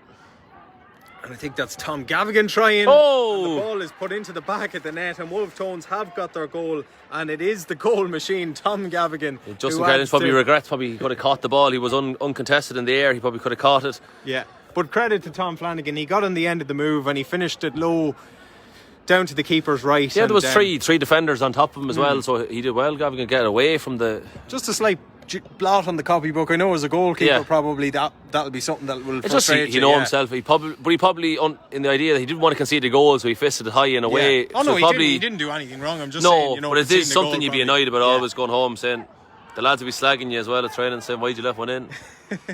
Always something to work on. Yeah, that's it. True. Long ball into space. Oh! Bino Hanlon read it brilliantly. He could have went for the goal, but he elects to just chip the ball over the bar, keep the scoreboard ticking, and make it Gaeil Colmcille 2-15, Wolfe Tones 1-8, and we're into the second minute of injury time. So you'd have to start thinking, Davy, with your ideal bathrooms, media, TV, man of the match. There'll be one or two nominees from either team. As Peter Caffrey says, well done lads, great coverage. I says, you're welcome, we try our best to bring you a bit of entertainment in these dull times. Yeah, I suppose just looking at the Wolfe Tone side, and it's probably difficult enough to pick lads in the first half that were competitive, and maybe Oisin Martin and Sauron O'Finnegan were two of the players that probably stood out. Funny enough, Nolan in the goals was actually funny one. They played very well under the circumstance. Yeah, very much so. Good shout. For Gaeil Colmcille, they've had really good performances all round. I suppose defensively they've been solid. The full back line of Quigley, Tormey and Riley have been excellent. Liam Ferguson good in the middle of the park. Evan Sheridan, real unsung hero, he's been very, very good in there in the half forward line. And then the full forward line, you know what you're going to get. But for me, I think, Kieran, there's probably only one man that could get it in the circumstances. There's only one man, there's about five. Go on, I know what you mean though. I think Fionn Riley is the automatic selection. 2-3 on the day, goal at the start of the first half, goal at the start of the second half, 3 points to boot from play. He's been exceptional, and I think he is the ideal Bathrooms man of the match. Absolutely, and you'll probably try and catch up with him, and you'll have interviews on the We Are Meath podcast probably during the week. So definitely, if you're any of our followers here, make sure you're following the podcast on We Are Meath. The lads are doing great stuff, getting you interviews probably from nearly every game that happens and all the inter-county games, be it for the ladies, the camogie, the lads hurling and football and all the club scenes. So for all our watchers out there, make sure you're getting the interviews during the week, etc. Yeah, absolutely. I noticed Cormac Matamo has also come on for the closing stages. He is the younger brother of Seamus, so he's on for the last minute or Sean two. McDonough from Trim goes, thank you very much lads, congratulations to Kells. Congratulations to Kells is right, but Wolfe Tones and Big Tom Gavigan again! Oh, the second one!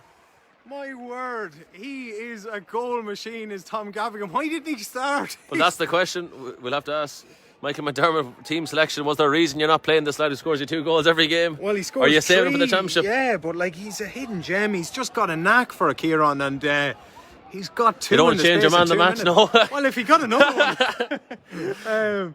So suddenly it looks a little bit more respectable. 2-15 to Gaeil Colmcille, 2-8 to the Wolfe Tones. 7 points between them. We're deep into the 4th minute of the allocated 4 of injury time. Wolfe Tones are going again.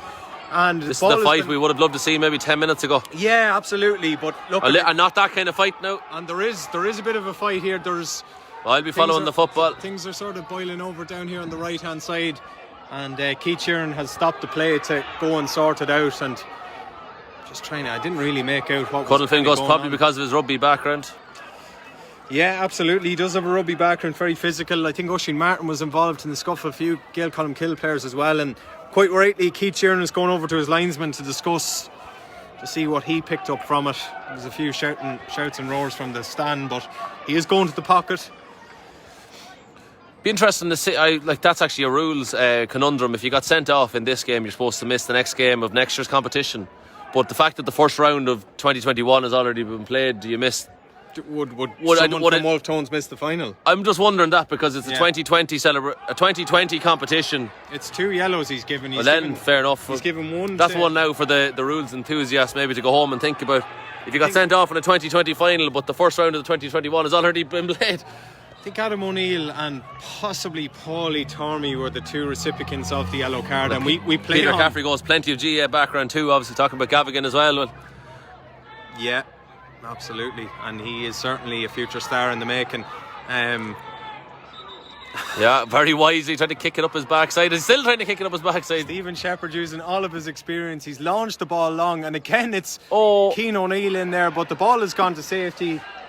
We've gone way beyond the allocated time. We played almost 5.5 minutes now. Cormac Matamo is the man emerging from the defence with the ball, and it's all over bar the shouting here, and I think it's only going to be a matter of time, but not before Gaeil Colmcille have one last flurry forward with Liam Ferguson. Evan Sheridan he's going to kick his own score. Liam Ferguson wouldn't be the most renowned of scorers. He went with the outside the right boot. It was taken by David Nolan. Keith Sheeran has the whistle in the mouth, and that's all she wrote. Gaeil Colmcille are the 2020 Feis Cup champions on a scoreline of 2-15 to Wolfe Tones 2-8, and Kieran, it's as comprehensive as it sounds. Yeah, and you only discussed in the last few minutes how them goals actually probably changed the actual gloss of the dynamic of the actual finish. It's a more convincing victory for Gaeil Colmcille than the scoreline suggests. They were excellent, very much. You'd have to say, you couldn't propel them to favourites of the senior championship because of their form recently in the 2021 Feis Cup. But you have to say there's plenty of fight in the old dog there. Like, they're definitely one of the favourites for getting out of their group and playing good championship football. Like, they're not, you know yourself, the same old. There'd be the likes of Dunboyne and Ratoath, and you know yourself, you can name the Summerhills, etc. These teams will want to be in the knockout stages, and no harm winning a Feis Cup. Like, you know, there's no better feeling than winning. And if you can get a winning mentality in your squad, it just breeds more winning. And I think that's probably how Gaeil Colmcille got on the senior final scene, by winning a lot of Feis Cup games and winning leagues and getting to these knockout stages. So all to play for championship for Gaeil Colmcille, but disappointing for the Tones too. Yeah, absolutely. I think the Tones probably only started playing when it was all over, unfortunately, and you know, they'll have better days. They have a 2021 Feis Cup final to look forward to against their neighbour Simonstown as well, and you know, they are still a team to watch out for in championship. They can be very dangerous on their day. Today wasn't. Gaeil Colmcille probably used all of their cup experience and did it well in the end. Yeah, Margaret Fitzgerald just goes, thanks for the coverage, well done, Kelton. We're just going to leave the stream on just so you can watch the presentation of the Feis Cup. Joseph O'Brien, who's doing a lot of the match announcements today, accepted Lynch's congratulations to Kel. So Joseph O'Brien is our Irish Cultures and Language Officer, so the Feis Cup obviously synonymous with Irish culture. He's presenting the cup tonight. But definitely the actual football was exciting at parts today. The Corn de Bunya was an excellent game earlier as well, and overall you have to say it's great. The football has been entertaining pretty much this year, even inter-county level, club level. There hasn't been too many bad games of football, thank God. No, and plenty more to look forward to, you know, with the start of the club championship. So I think we're only starting, and we're only finishing off last year's competitions now, so we can crack on properly with 2021 competitions now. Branya, so we'll conclude our broadcast on the Ideal Bathrooms Media TV. As I said, we'll leave the stream on for a few minutes just for the presentation, but from Davy Rispin from the We Are Meath and Kieran Flynn, the Meath County Board, it's been a pleasure bringing you the presentations of these games today, and God bless and safe home.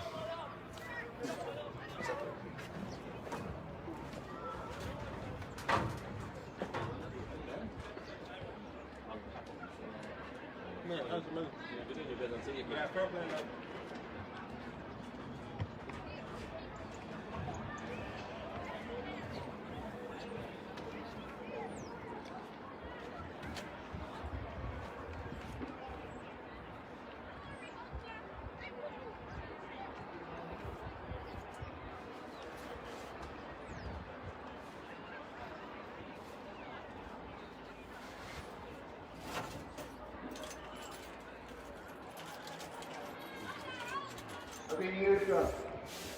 One of them comes out to her, so the dog to my fair brass was over doing it.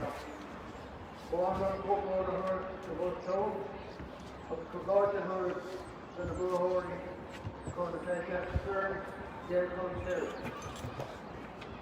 Ladies and gentlemen, it's a great honour for me to be asked by fortune to me to present the Feis Cup to 2020 winners of this prestigious tournament. This cup was donated by the Committee of Fisheries and was first competed for back in 1920. Tonight's game was of course for the final 1920 competition. That makes this a continued presentation. The first winners of this tournament in 1920 was the Kenny, who were very strong in those years. And the cup has seen many great teams added to the roll of honour down the years. Great teams such as Nagamani, Green, Kilbride, Summerhill, and High Fury. Unfortunately, the competition was not always run, as this is not the 100th time to virtually presented. However, apart from club championships, as a tournament that has survived for 100 years, it is undoubtedly one of the long-term tournaments in the GAA in any county. As such, it deserves to survive well into the next century, and even posterity, or for so long as Gaeil games, particularly today, for the years of peace. And I know the 2021 competition was done on a league basis that was considered by all participants a very good competition. The Celtic won this previously in 1954 at Keltar, and since then they won it a number of times, but most recently at Gaeil Colmcille in 2018. And so, all around, I'm currently sure brother to Liam Ferguson, captain and brother, Gaeil Colmcille. Except, I can't actually do it. For COVID regulations, I'm not allowed to touch the cup. And when Liam might take it, I show it all here, and have pictures taken with it. It has to be handed back immediately and sanitised. And the second reason for this is the next 2021 competition will be made as soon as the fixtures committee can find a window of opportunity to fix that match. Again, considerations to work close, but as we know, you will get a chance, possibly you might even get a chance to bring it home with you if you win it. So with that, we're on our current shot of brother to Liam Ferguson or Gaeil Colmcille.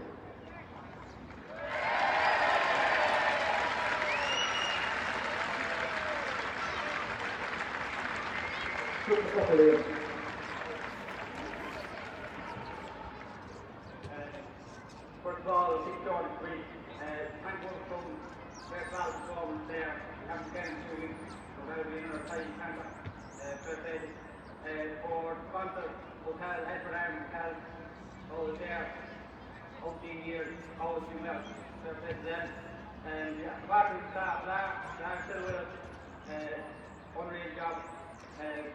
Colin, Jim, Nyla, Gary Mack, of course Ledger, always there, whatever we need, there's no problem. And I'd say that's it, lads. Thanks very much.